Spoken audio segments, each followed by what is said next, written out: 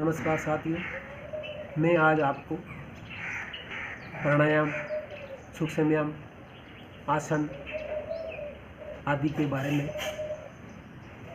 उससे शरीर में क्या फ़ायदे होते हैं, क्या चीज़ होती है और योग से कितना फ़ायदा होता है, इसके बारे में अलग अलग टुकड़ों में छोटे छोटे वीडियो जारी करूँगा। इसको आप अगर ढंग से देखोगे तो बहुत बड़ा फ़ायदा पाओगे। क्यों कि मैं 20 साल से योग कर रहा हूँ और मेरा प्रायोगिक ज्ञान है कि मैंने अलग अलग तरीके से योग करके देखा है। मेरे शरीर पर भी उसका प्रायोगिक अनुसंधान किया है और दूसरों पर भी किया है। तो किस प्रकार योग करने से क्या फ़ायदा उठा सकते हो उसके बारे में आप ज़रूर इस वीडियो को देखोगे तो बहुत बड़ा आपको फ़ायदा मिलेगा। अब साथियों, आज के ज़माने में योग की बहुत ज़रूरत है, क्योंकि आज के वैज्ञानिक युग में मानव इतना व्यस्त हो चुका है कि जिसके पास ना तो खाने के लिए ही समय है और ना ही रात्रि को सुख नींद ले पा रहा है, वो अपने शरीर को जो है एक मशीन की तरह प्रयोग कर रहा है। लेकिन उस शरीर की भी कुछ सीमाएं हैं। मनुष्य ने तो उन सीमाओं को भी पार कर दिया है, जिसकी वजह से उसके शरीर में आज के युग में अनेक रोग व्याप्त होते जा रहे हैं। मानव ने धन अपनी रात की नींद गंवाकर और शरीर का सुख चैन खोकर धन एकत्रित किया। उसका स्वप्न था कि मैं इस धन के द्वारा मेरे तमाम शरीर में जो आनंद की प्राप्ति करूंगा। लेकिन दुर्भाग्य से वह है अपनी बीमारियों पर पूरा का पूरा धन खर्च कर रहा है। साथियों, अगर आपको शरीर इस जीवन का सुख आनंद प्राप्त करना चाहते हो तो योग की शरण में आना ही पड़ेगा, जिसकी वजह से आप शरीर में यथार्थ आनंद प्राप्त कर सकते हो। अब रहा सवाल कि भी आप अगर योगाभ्यास करोगे तो जिससे शरीर की जो रोग प्रतिरोधक क्षमता है उसका विकास होकर और शरीर की कार्य क्षमता में बढ़कर और शरीर है जो शक्ति संपन्न हो जाएगा। दोस्तों, ऐसा है, इसमें कोई दो राय नहीं है। आदमी में इतनी भागम दौड़ धूप इतना हो गया है, व्यस्त हो गया, टेंशन वगैरह, भागने दफ्तर जाना है और जाना है, वो अपनी ज़िंदगी में ऐसी भागा दौड़ में रहता है।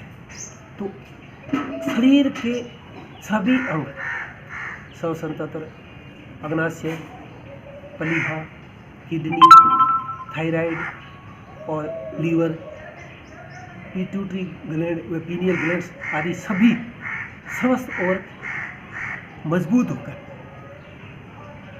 वो शरीर में ठीक से कार्य करेंगे, जिसकी वजह से शरीर की कार्य क्षमता बढ़ेगी। उसकी वजह से आदमी जो है अपने जीवन में लंबे समय तक कार्य करने में सक्षम हो जाएगा, जिसके लिए योगी राज श्री कृष्ण जी महाराज ने भी योग कर्मसु कौशलम के रूप में कहा है। तो दोस्तों, इसके बारे में कोई राय नहीं है कि आप योग करने से शरीर में कभी फायदा नहीं मिलता। सारी जो बीमारियां हैं, सारा जो जिस प्रकार की भी तकलीफ है, आपको योग अगर आप एकाग्र बुद्धि से ढंग से करोगे तो बहुत बड़ा फायदा उठाओगे। तो दोस्तों, आप योग कब शुरू करना चाहिए? योग सुबह ब्रह्म मुहूर्त में, जैसे सुबह जितना जल्दी है आप 5, 7, 8 बजे तक योग कर लोगे, क्योंकि उस टाइम ऑक्सीजन भी खूब होती है, वातावरण खराब नहीं होता है, तो उस समय करना चाहिए। एकाग्र चित्त, बिल्कुल एकाग्र मन से उस शरीर में खुशी का इजहार करते हुए योग को करना चाहिए। योग करने से पहले आप जैसे उठते ही तो उषा पान कीजिएगा, गुनगुना पानी जरूर पिए, आपकी सामर्थ्य अनुसार 1 गिलास, 2 गिलास, 3 गिलास, और फिर उसके बाद आप शौच आदि से निवृत्त होकर और योग के लिए आ सकते हैं। और अगर पहले स्नान करके भी योग पर बैठते हो तो बहुत अच्छी बात है, उसमें और भी ज़्यादा अच्छा लगेगा। लेकिन नहीं, फिर भी अगर आप स्नान करके नहीं बैठना चाहते तो ऐसे भी बैठ सकते हो। योग करने के 15-20 मिनट या 30 मिनट बाद ही स्नान करना चाहिए और कुछ खाना पीना चाहिए। उससे पहले कुछ भी नहीं खाना चाहिए। हमेशा खाली पेट योग करना चाहिए। अगर आपने कोई हैवी नाश्ता कर लिया या भोजन कर लिया तो उसके 5 घंटा तक या 6 घंटा तक योग नहीं करना चाहिए। योग को सुबह और शाम दोनों समय किया जा सकता है। तो अब साथियों, बात यह है कि आप योग करते हो तो जैसे ये फट्टा है या नीचे ज़मीन पर कर सकते हो, बगीची हो, पेड़ों के बीच में हो, या आप कोई छत पर हो या कमरा हो तो उसकी खिड़की वगैरह सारी खोल देनी चाहिए, जिससे या उसमें फिर भी अगर जगह कम है तो उसमें घी का दीप जला के भी योग किया जा सकता है। तो योग के बारे में दोस्तों पूरा ध्यान रखिए, वातावरण सही होना चाहिए। तो एक बात और है कि अगर आप ज़मीन पर योग करते हो तो कोई बड़ी दरी या चटाई बिछाने, आपका अर्थ जो है वो ज़मीन से नहीं होना चाहिए। इसलिए आप अगर ज़मीन पर बैठ के करते हो तो उसी प्रकार करें, नहीं तो बेड पर भी कर सकते हो। अगर हाँ, योग करते समय आप किसी भी धनात्मक आसन में, जैसे पद्मासन, सुखासन, सरलासन, इनमें बैठ के कर सकते हो। अगर इनमें आप नहीं बैठ सकते, कोई किसी को कोई तकलीफ़ है और है तो उसको है जो कुर्सी या बेड पर बैठ के भी योग कर सकता है। यूँ तो कोई बहुत बड़ी गंभीर बीमारी से जो ग्रसित हो वो सो के भी योग कर सकता है, ऐसा है कि इसमें। लेकिन अगर आप स्वस्थ हो तो आप इन 3 आसनों में ही बैठ के योग करें। योग करते समय दोस्तों मुद्राएं भी कुछ ध्यान में रखना चाहिए कि ये ध्यान मुद्रा और ज्ञान मुद्रा है। अगर आप कोई बीमारी से पीड़ित नहीं इसमें कर सकते हो, यदि ये वायु मुद्रा है तो आप जिस भी मुद्रा में जिस प्रकार से आप अपने सामर्थ्य के अनुसार जो भी मुद्रा बनाना चाहते हो उसको बना सकते हो। और योग हमेशा सामर्थ्य के अनुसार ही करना चाहिए, कोई ज़बरदस्ती शरीर के साथ नहीं करनी चाहिए। ऐसा नहीं कि आप लंबे गहरे सांस ले रहे हो, रेचक पूरक क्रियाएं कर रहे हो और उसमें बुरी तरह से सांस को लंबी तरह लिया और बुरी तरह से उसको छोड़ रहे हो। हमेशा आपके शरीर के सामर्थ्य के अनुसार ही योग करना चाहिए। अगर आप कोई कमज़ोर हो, हार्ट के बीमार हो, जवर से पीड़ित हो या बहुत गंभीर रोग है तो उसमें योग 3 प्रकार से किया जा सकता है, बिल्कुल धीमी गति से, मध्यम गति से और तेज़ गति से। स्वस्थ आदमी तेज़ गति से कर सकता है। और योग को जैसे आप बीच में कर रहे हो, अगर आपको बीच बीच में थोड़ा विश्राम देना होता है, अगर आप थक जाते हो तो थोड़ा विश्राम दो। दूसरे योग, पहला योग पूरा कर लिया, उस दूसरा शुरू करते हो, उसके बीच में भी आपको 15-20 सेकेंड या 60 सेकेंड 1 मिनट का बीच में विश्राम देना चाहिए। अगर नहीं थकते हो, अभ्यास को बढ़ाते हुए योग को लगातार करने की कोशिश करो। अगर आप लगातार योग करोगे तो उसका फ़ायदा ज़्यादा मिलेगा। वैसे नहीं तो आप 5-5 मिनट का 7-7 मिनट बढ़े। अब दोस्तों मैं आपको अलग अलग एक पहले प्राणायाम से शुरू करूँगा, उसको एक या टुकड़ों में बताऊँगा आपको। कि आज मैं भस्त्रिका के बारे में बताऊँगा, भस्त्रिका से क्या होता है वो बताऊँगा। उसके बारे में थोड़ा दूसरे दिन और ये ले लूँगा, कपालभाति और दूसरे जो अनुलोम विलोम सारे चलेंगे, लाइन से चलेंगे। इस बीच बीच में क्या कैसे करना है ये भी बताऊँगा। अब दोस्तों आप जो है एकदम जैसे योग शुरू करने से पहले आप 3 बार पवित्र ओम शब्द का उच्चारण भी करोगे। जैसे आप वो एक भगवान का महान नाम है जिसके बारे में भी आपको थोड़ी सी शांति मिलेगी, क्योंकि परमात्मा है, अपना सब कुछ है, अपने रचयिता परमात्मा को माना गया है, उसको भी मानना चाहिए। तो आप अब मैं शुरू करता हूँ। पहला प्राणायाम भस्त्रिका। पूरे प्राणायाम में आपको सारी क्या ध्यान रखना है वो धीरे धीरे चलता रहेगा, आप जरा ध्यान से देखते रहना। भस्त्रिका में क्या होता है दोस्तों, सबसे पहले मैं एक बार, आप 3-3 बार बोलोगे, मैं एक बार ओम का उच्चारण करके बताता हूँ। इस प्रकार लंबा गहरा सांस खींच के और इसे ज्ञान मुद्रा में बैठ के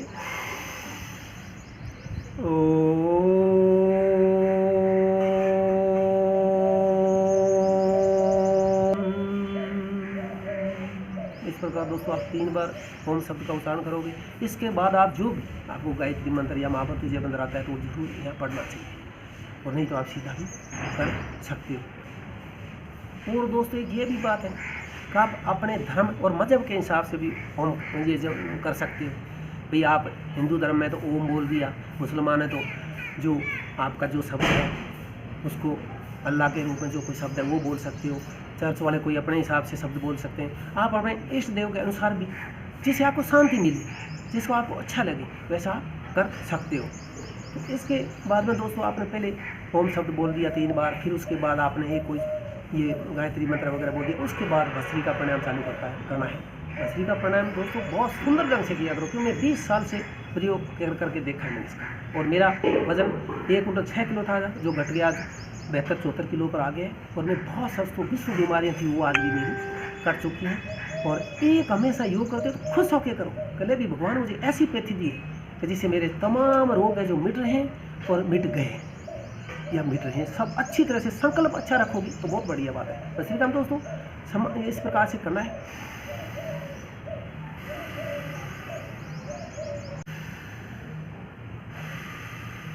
लंबा गहरा सांस लेना, लंबा गहरा छोड़ना, हर सांस पर ओम का ध्यान। ओम एक ऐसी शक्ति है दोस्तों को जो बहुत बड़ा शरीर में फायदा करती है आपका हर प्रकार से, जो भगवान में आप एक लीन होके एकाग्र बुद्धि से योग को करना है। दोस्तों भस्त्रिका में सांस को जो है डायफ्राम फेफड़ों में फुल भरना है और फिर उसको छोड़ना है, लंबा गहरा भरना और लंबा गहरा छोड़ना। इसका बहुत सुंदर रिजल्ट आएगा, आप देखोगे, देखते ही दंग रह जाओगे। भस्त्रिका जो है एलर्जी, दमा, खांसी, नज़ला, जुखाम, सिर संस्थान के जितने भी रोग हैं और वैसे शरीर के तमाम रोगों के लिए काम में अलग अलग प्राणायाम अलग अलग फायदा करते हैं, लेकिन सारे प्राणायाम ये भी करते हैं। भस्त्रिका, कपालभाति, अनुलोम विलोम, ये 3 तो आप हर बीमारी में जरूरी हो, जो मैं आगे सबके बारे में धीरे धीरे बताऊंगा। हर बीमारी में 3 योग जरूरी होते हैं। 3 योग जो ढंग से कर लेता है उसके बाद थोड़े बहुत आसन वगैरह जो कर लेता है वो सबसे सुखी रहता है, अच्छा उसका शारीरिक विकास होता है, कोई दिक्कत नहीं होती। तो इस प्रकार साथियों सांस इतना सुंदर लो, गलत भी मत लो, ना ऊपर रोकना है ना नीचे रोकना है, ना ऊपर रोकना, रेचक पूरक बड़ा सुंदर ढंग से करो इस प्रकार से।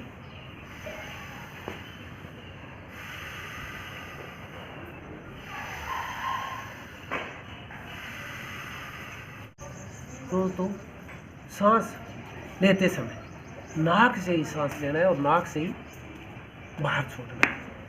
और जो इससे क्या होता है कि फेफड़ों में जो जितनी ज़्यादा से ज़्यादा वायु भरोगे उतने फेफड़े जो उनका विस्तार होगा, फेफड़े बढ़ेंगे। छोटा सांस लेने से हमेशा नुकसान होता है, लंबे गहरे सांस ले तो उससे फायदा होता है, सांस को फेफड़ों में बनना है।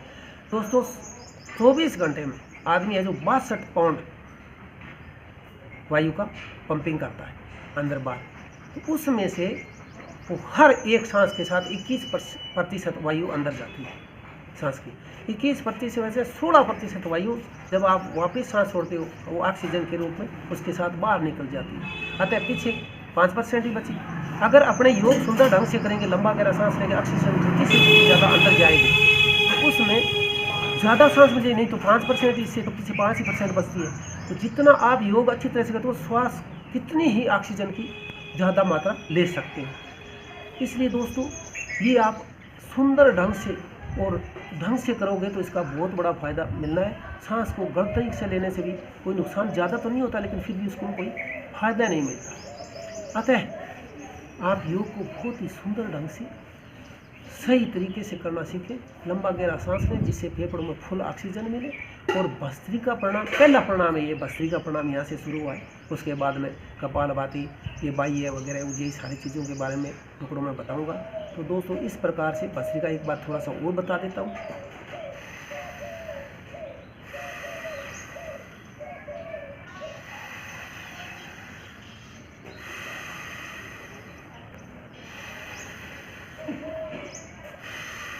साथियों बच्चों के लिए 2-3 मिनट, जो बीमार नहीं है उनके लिए 5 मिनट, जो बीमार थोड़े बीमार है उसके लिए 10 मिनट, और जो गंभीर रोग से ग्रस्त है तो उनको ये 10, 12, 15 मिनट तक भी कर सकते हो। इससे ज़्यादा भस्त्रिका में कोई लाभ नहीं होता। और समय पर रोज़ाना आप पैकेज बढ़ाओ इसका, कि आप आधा घंटा, 1 घंटा, पौन घंटा, जो घंटा है रोज़ाना पैकेज से करो। और धीरे धीरे इसकी जो अभ्यास आप बढ़ाते बढ़ाते और एक ऐसी बनाओ कि मैं लंबा इसको कर सकूँ। थोड़ा इसको लगातार लंबा करोगे उससे ज़्यादा फायदा मिलेगा। दोस्तों एक बात का हमेशा ध्यान रखना चाहिए कि प्राणायाम जो भी करते हैं उसमें सीधा बैठ के और कमर सीधी होनी चाहिए, और कोई भी शरीर, मुंह, कंधे की स्थिति बिगड़नी नहीं चाहिए। जैसे कई लोग या मुंह बिगाड़ते हैं, ऐसा नहीं होना चाहिए। और हमेशा सही तरीके से बैठ के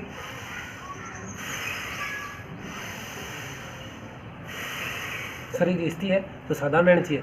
और एक दोस्तों दूसरी बात यह है कि भस्त्रिका जो है वो दमे की रामबाण दुआ है। कोई आदमी 10 से 15 मिनट अगर भस्त्रिका लगातार करता है तो उसमें दमा जड़मूल से ही शायद नष्ट हो सकता है लंबा करने से। दूसरी बात, कोई भी आप प्राणायाम करते हो, मान लो पहले भस्त्रिका करके बीच में रुके, फिर कपालभाति किया, उसके बाद बीच में रुके, फिर अनुलोम विलोम करके बीच में, तो उसके बीच में जितने भी सूक्ष्म व्यायाम हैं वो मैं आगे बताऊंगा। उनको आप हिसाब से जब विश्राम साथ में, तो उसे विश्राम हो जाता है, और साथ में साथ सूक्ष्म व्यायाम जैसे ये हाथों के हैं, नस के हैं, ये जैसे हैं, ये सारे बीच बीच में हो जाते हैं, साथ में तो आदमी को विश्राम मिल जाता है और साथ में ये सूक्ष्म व्यायाम हो जाते हैं।